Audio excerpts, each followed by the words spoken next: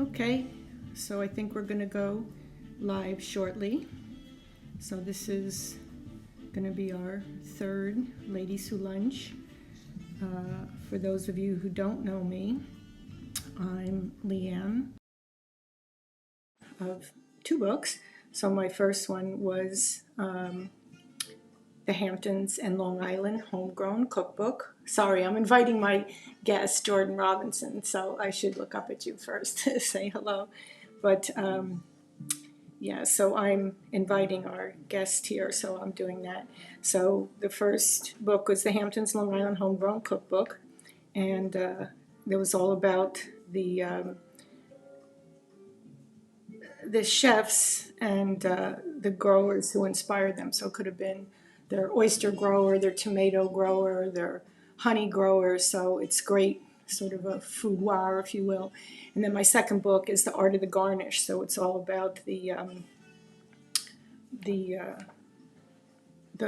plants, because that's what I'm always inspired by. There we are.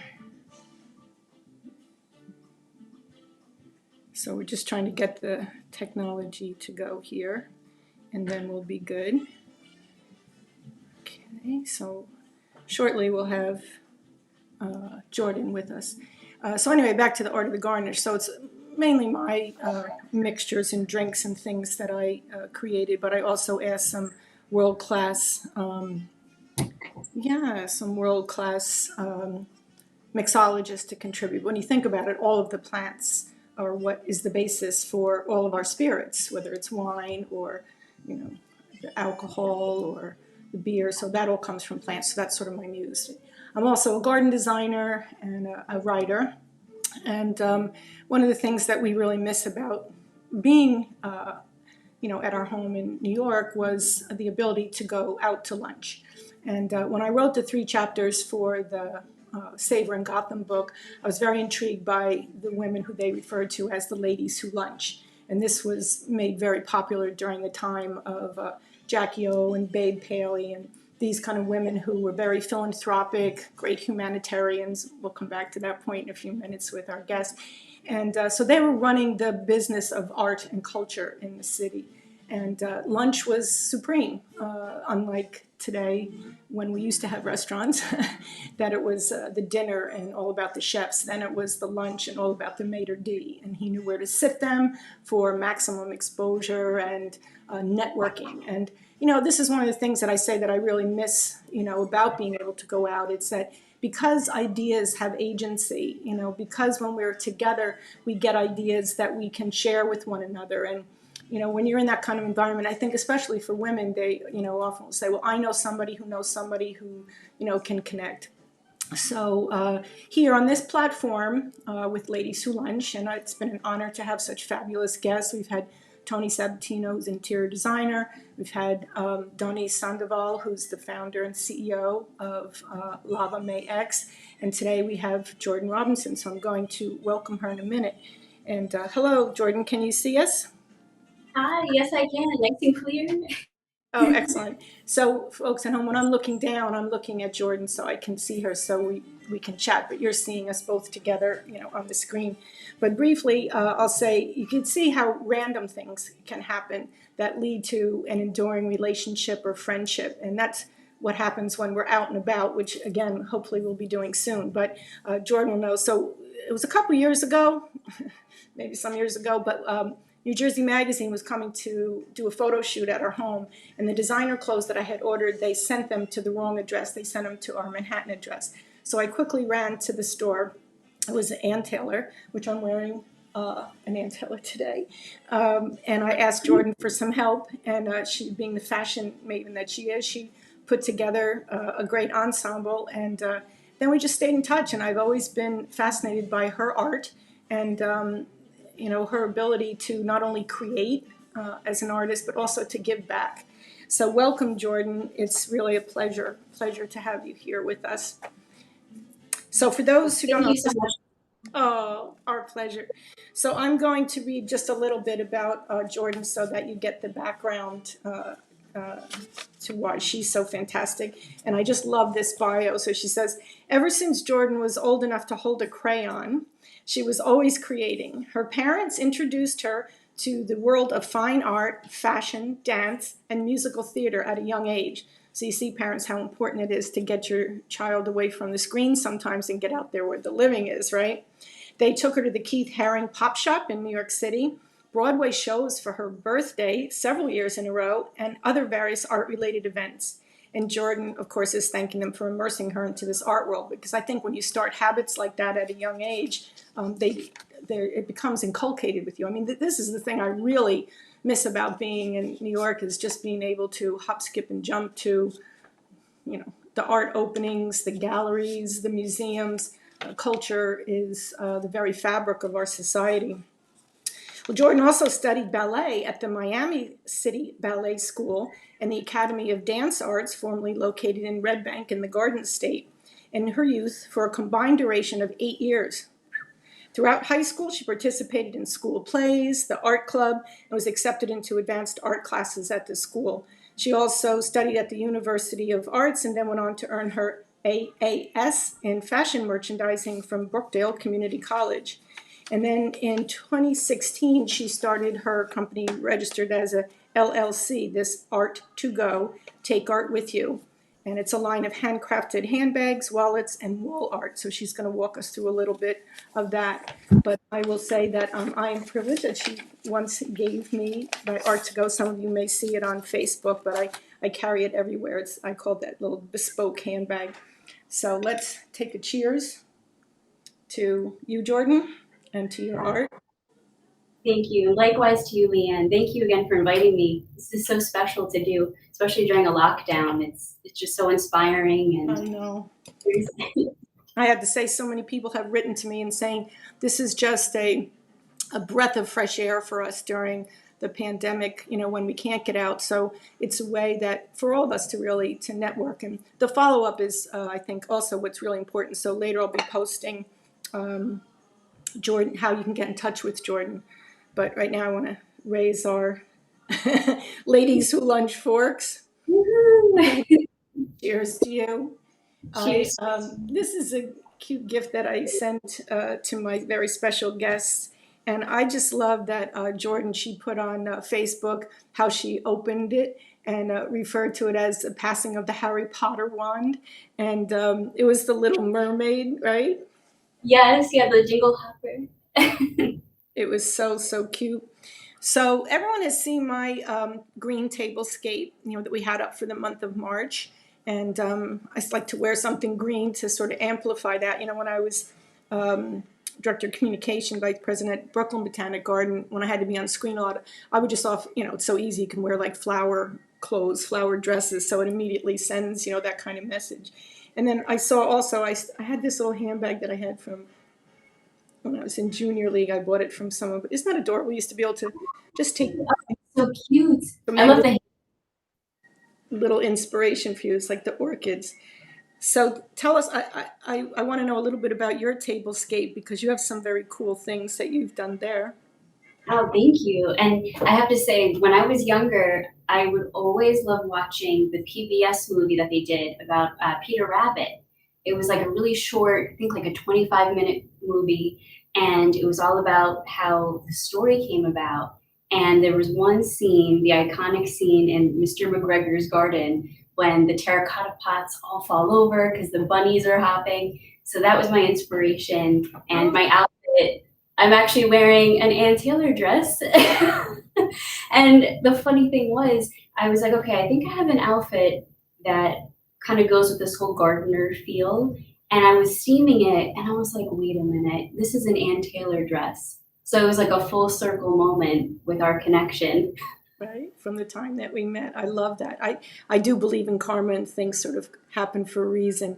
Oftentimes I'll say that even, you have your family and your long-term friends, but I think you find your tribe. So someone like you and me, how we came together, but it has a mutual interest and respect for the artists. So I know so continue on with your table. So I know you got some cute things there. So, Yeah. And you know what? I know you always mention you have a Bill as your Scorsese, and I have one today too. Clint is gonna help behind the scenes. Hi, Clint. For everyone out there, this is a really special year for Jordan. She's going to share with you some of her achievements, but also Clint and Jordan are getting married later this year. And I have the privilege of creating for them a very special signature cocktail. So I've, asked them to share with me some of their uh, likes and dislikes and special colors and things, because this is going to be a special cocktail that will endure throughout their beautiful marriage together. So that's going to be fun. And they also then requested, my brother does some sheet music, that he writes. So they picked a special song, and so they can frame it. So everything that Jordan does has a very special meaning behind it. So I'm not surprised that her tablescape has been inspired by some great literature. Thank you. And then here we'll do a little pan around. So I found this really fantastic runner, and it's supposed to be grass. So I layered that with this other runner that I had. Oh, Clint, if you don't mind, just a little bit, back up a little bit more. There we go. And then at the bottom of this, there's some decorative fringe. So I layered that halfway underneath this runner. Oh, wow. And then a friend of ours gave us these really awesome, like a whole collection of terracotta pots. So then I got really, playful with the setup. So like it's as if a bunny knocked this one over. We have the Easter eggs, and then if you go this way, you can see the other bunny eating some carrots. And then you'll see this gorgeous ivy. And Clint and I actually have a really cool story behind this. When he was working with the Rumson School District, this is about maybe 2 years, I think like 2 years now. 3 maybe. Yeah, almost 3 years. He bought this plant at a plant sale that the special education department was doing. So it was just like a little bud when he got it. And it's grown so beautifully. It's like these 2 little tails, but they go all the way down. Oh my goodness. Yeah. So I had to feature that as the main plant on the table. Yeah, that really means something. It's very. Yeah. I love rabbits in everything except in the garden. Yeah. They eat my bulbs. The statues and the fake ones are good. Yeah, right. It's so cute. So around you, are you going to point out something else? Oh my. Yeah. I have your book, Art of the Garnish, and I actually I ordered another copy to give, it's going to be a spoiler, as a Mother's Day gift, but my mom now knows because she's going to watch this, but I'm gifting her a book of the Art of the Garnish, and my drink of choice for today was actually the full nettle jacket, and it's delicious, so that you can kind of see. That's from a mixologist in London that he made that, and it's very God bless you, it's very creative drink. I think it's fabulous. I'm feeling green, and so my cocktail after this is going to be a daiquiri, a Havana daiquiri, and I'll just show you here, and then I'll go back to you. But what a really fun thing is I made cotton candy as one of the garnishes. So it's green cotton candy along with the lime. So I'll pour it in, but can you see it, Bill? I can. That's beautiful. Right there, that's already art. It's like a sculpture. Yeah, I know. So I made the little ones. Last week we made like pink cotton candy, but I put that on, so that'll be fun. But tell us about, you won an award last year for your flag artwork at Rockefeller Center. Now, some of you, and I'll repoint this to my Garden Glamour blog, but I wrote about this. So this was a competition, but your art was chosen to be featured. And then you can share also, I see some of it in the background there. Sure. So it's one of those things where it was a major silver lining during the pandemic. It was last May, they put the call out for artists, any level, really open to the public, to submit designs. And you could submit however many you wanted. With Rockefeller Center and Tishman Speyer, they teamed up. And from there, they presented a template. So it'd be printed on an 8x5 flag, which is their standard size for the flags around the iconic rink. And they were going to select enough for every, I still can't believe it, for everyone. So not only was it, a design, but everyone was going to have their own flag. So at the time, I had told my sister and some friends, I was like, oh my gosh, you guys should do this. And at the time, I had other stuff going on, so I almost didn't enter. Okay. And then, yeah, and then I was like, oh wait, I have time. They like, it's not due until I think July was the deadline. So I ended up doing 3 designs, and the first one that I entered ended up being one of the winning designs, and they selected 180 Wow. from the public, and then 13 are world-renowned artists. And it's just like Christian Siriano, Faith Ringgold, who I was actually flag neighbors with hers because they did it in alphabetical order. So that was just to be right next to her flag was like, I know.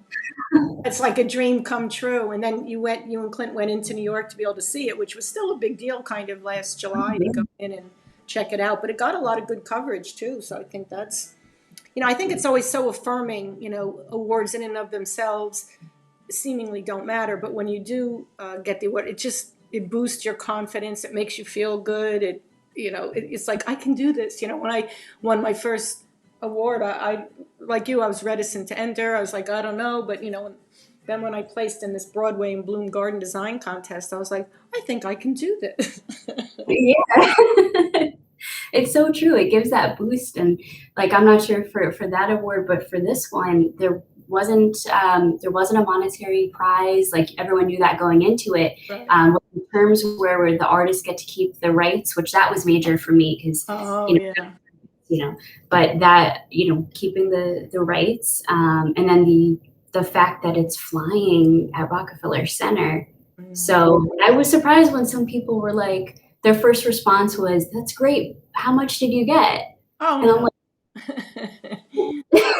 and then when I told them, they were like, you could tell in their eyes, they kind of were like not as excited.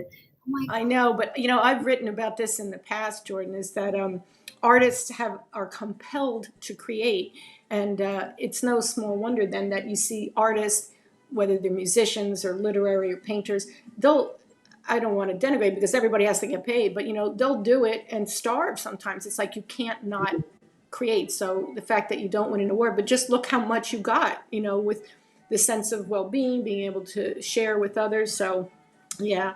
But speaking of books, I have 2 of your books that you've written about. You have 2 poetry books, right? You want to share that with folks?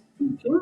Yeah, so that's something I really had a newfound passion around actually a little bit before I entered the contest, which was separate, but I started thinking of these free verse poetry lines and I started just jotting them down. I hadn't thought of poetry since I was in high school, taking a creative writing class, but it was one of those days where I was just like looking outside and we had this gorgeous dogwood tree right outside our main window. And I was like, I think I was like cleaning and I looked outside and I was like, wow, like the buds are forming. And as cheesy as it sounds, I thought of the phrase like flowers will bloom again. I love And it. I wrote it down, I did some like drawings for it. And then later on I was like, somebody must have thought of that. Like it's not really, like it's like it sounds like it's already a phrase somewhere. Yeah. But I researched and I didn't find anything that was like that. Like it alludes to the same thing, but not that exact phrase.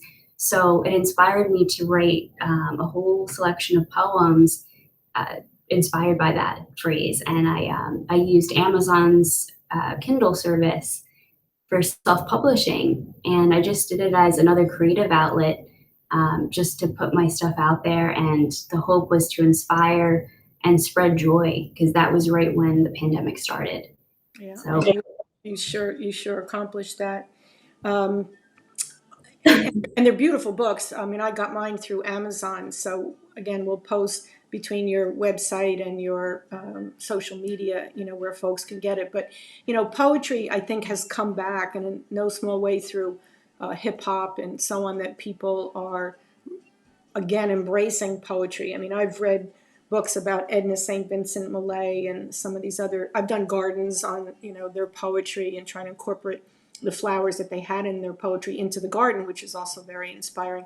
But when Edna St. Vincent Millay would read her poems, she would have huge audiences, and people would weep and cheer. So I think you can inspire that, Jordan. We can get back to having and look at what's her name from the inauguration. I love that woman. What's her Amanda Gorman. Oh Oh my my. God, she is like incredible between her fashion and her hands. I don't know, I'm so attracted to that. And of course, her words, it's And fantastic.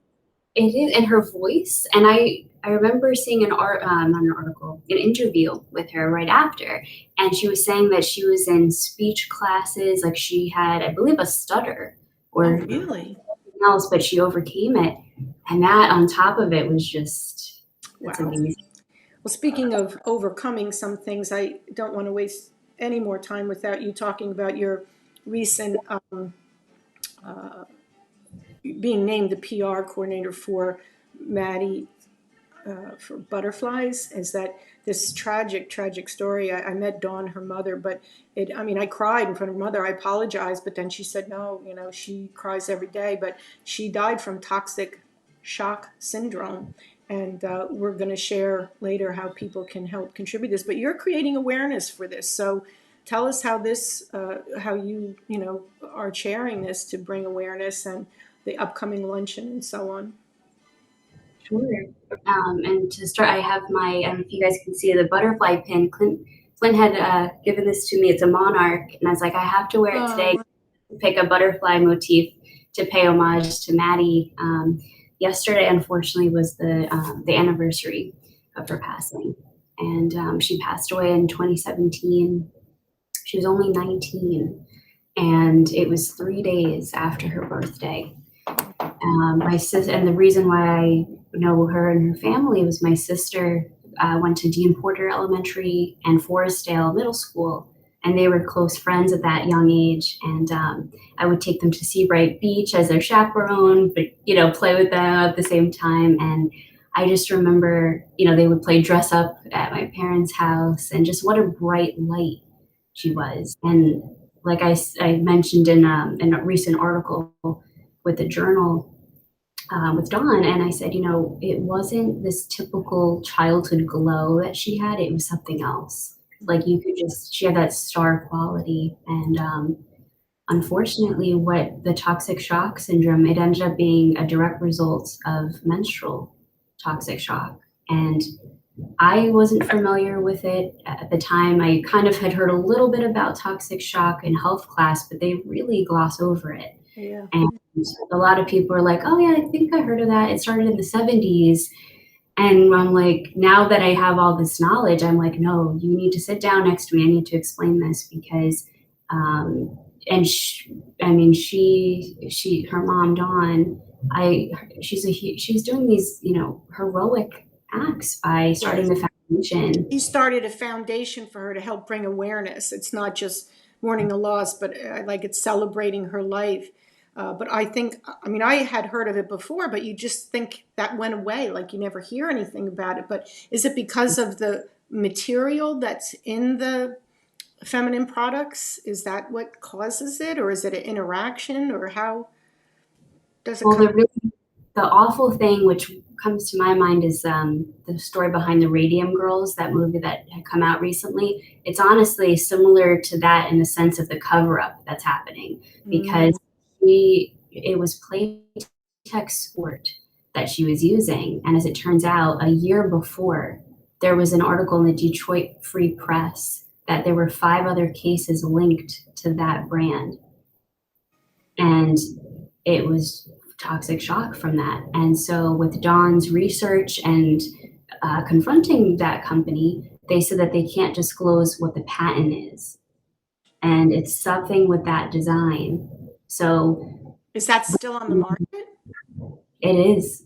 They still have all those commercials, and the awful thing is they market it towards, the high school, the younger, Right. Athletic and more outgoing and that kind of thing. so So it's with you that. have luncheon that's coming up in May, and it's a local thing, but I'm going to share, with the audience so people can contribute from around the country. It doesn't matter where you are because this is an issue that affects everybody, right? Yeah, exactly. And in a way, doing it during a pandemic, it helps in the sense of it's a hybrid event that we're doing. So we'll have in-person following COVID orders, and then we'll also have a virtual audience. So like you mentioned, Leanne, like people from all around the world, they can purchase a ticket and have that front row seat to the fashion show. And we're also doing an in-person raffle and then a silent auction. The silent auction will be great because both audiences can tune in. Oh, good. So we'll post that so people can, purchase and contribute and so on. And I'm very honored that you and Dawn had asked me to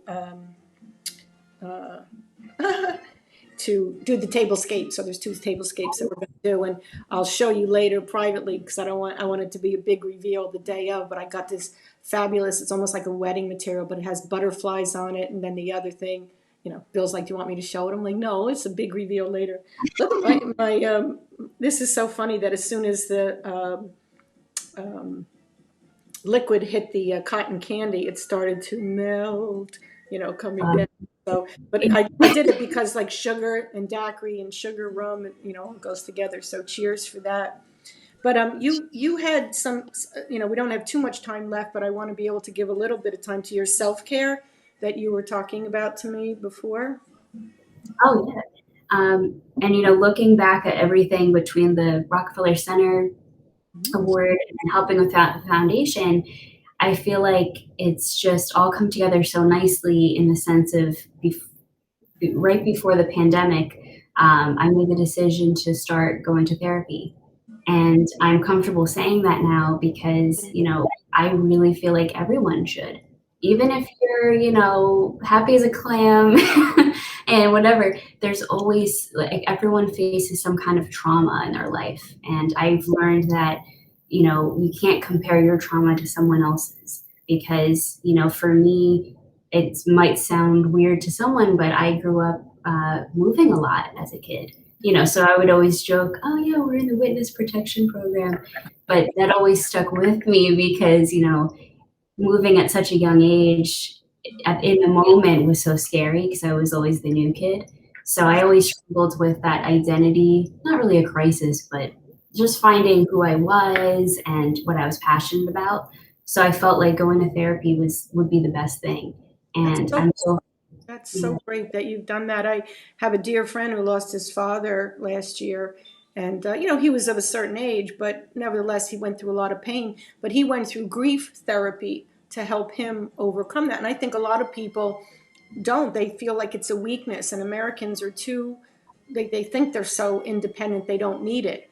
It's like the Cher thing from that movie. It's like snap out of it. But you can't. You need yeah, it's so true. Well, good for you and congratulations. I hope you're as a role model for what you're doing as a humanitarian and then an artist, and at a relatively young age to be able to create and register a business and then give 10% back of what you make. You've always done this. This was way pre-pandemic, so I admire that work that you do very much. So yeah, I said cheers to you. Tell the folks what the artwork is behind you. I love that. Sure. So I'll start with this one here. So, and Leanne, I'm excited to show you this too. I'm doing a whole new look for my bags. So because I've been on this floral kick and I just want to continue it, I'm actually going to have it where each bag looks like it's framed, and then in the center will be a floral still life. What's the frame going to be? Oh, the frame here, it's supposed to look like a wooden frame, but I have it as a very illustration. I'll bring it closer. So I designed it so it's the effect of. Oh, it's almost too. Oh, that's beautiful. I love that. Thank you. So I'm using the same material as I had been doing, which is 100% canvas. And then I'm using fabric markers and fabric paint.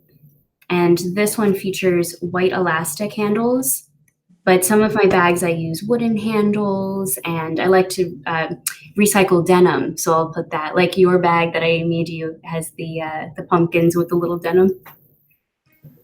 Wait, I'm going to get it real fast so that I can show folks. Hold on. You keep showing. I'm going to get this. Okay. And then back here, So I have the wall art, and this is also the floral design that I had going on, but leaving some of the negative space.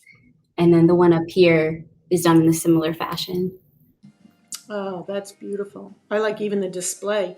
I think people who have big closets can put that in their own home closet and then display your bags like art. Who needs a Kelly bag when you can have a Jordan art to go? Can you see this? Bill, show in the close up. See, it says art to go on the inside, if I'm holding it right. And then it's got the little denim thing. And I love these handles. And then this is all the bespoke pumpkin art that's on here. And it's just perfect. It's like a go-to bag that you can take really everywhere, which is fantastic. Thank you. And that's how the name came about too. I was like, I didn't want to put it under my name. I wanted to come up with something else. And being of Puerto Rican descent, I was like, ooh, I could do art to go, but I can spell it like Tugo. So it Oh, kind of has that flair. I love it. I love it. I honestly, I didn't think about that, but I take my Spanish lessons every day, so I should have thought of that. So gran is very good. So cheers. I have to say this is very good. This daiquiri, I used velvet falernum in it. It's a Barbados like a sugar-based drink, but it's got almonds and some other spices that are in it. Let me see. I'll show folks if they're not familiar with it, but I brought the bottle over. So a little bit I of love this velvet falernum. So it has from Barbados, but it has key lime, ginger, almonds, and cloves. So I like that. It's got a little bit more spice to it. Do you like rum? I do. Actually, it's funny because Clint and we took a little shot yesterday of some rum. Oh, there you go. I was just thinking because of your island ancestry, and even Clint with his island of Scotland ancestry that I just learned about. So, Yeah. all right. So, any last thought? Oh, I know. I want to ask you a few things for the lightning round. So, do you have a favorite artist? Ooh, oh man, I have so many. But you know what? Because of the pop shop reference when I was little, I still would say Keith Haring. There's something about just his worlds that he created. And there was But just an article in the New York Times about him and his work. So, that's very interesting. He's very enduring. So, very radical at the time, but very enduring. There was also a story, totally unrelated, but about brooches. And I've always had pins and brooches and things. You can see I got my little honeybee here. I'd go to flea markets things to get them, but it's fun. You can put them all over. Favorite restaurant?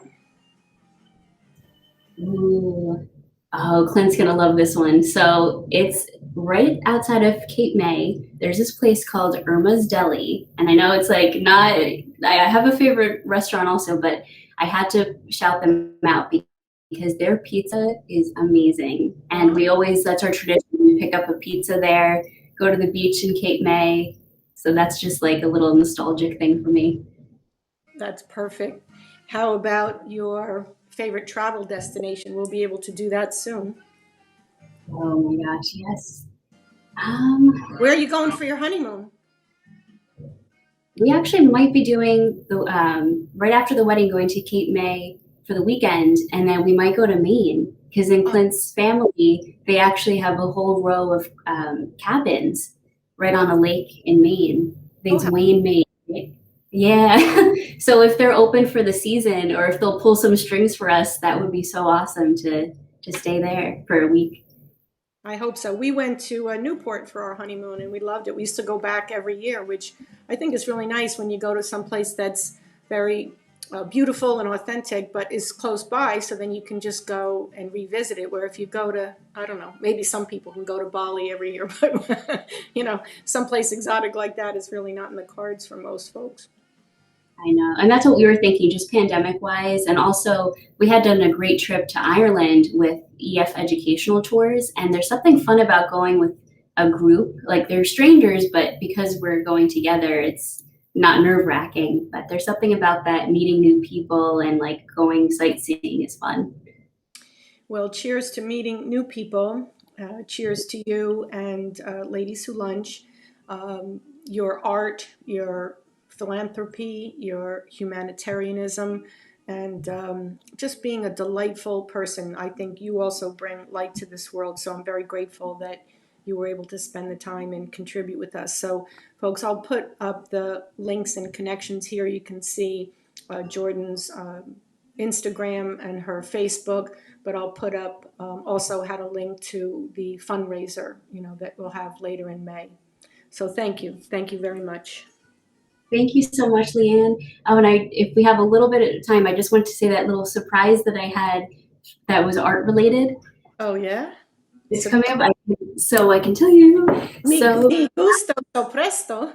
I know. Okay, so the Monmouth County Park System, Thompson Park Creative Arts Center, they asked if I would be the guest judge for their upcoming show that they're having at their new gallery. And it's so I'm going to be at the end of April going there and selecting everything, and the theme is color. So that's what inspired Christina Carlson, who's the program coordinator. She thought of me right away, and I was so touched. Oh my gosh. You see, when you're on a good karma roll like that, and I think if you can think it and dream it, it's going to happen. I'm so proud of you. So this is going to be in April? That's going to be when I select the items, but they haven't formally announced. I don't think they have done their call to art yet, but it's going to be probably, I think, in May when they have the show. Okay.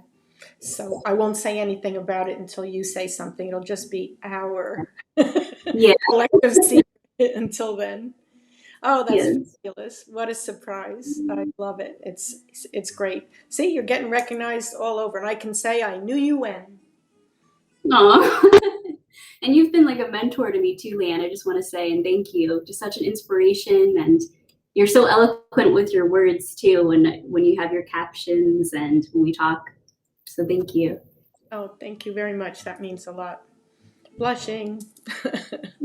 Bye, Clint. Bye, Jordan. Bye.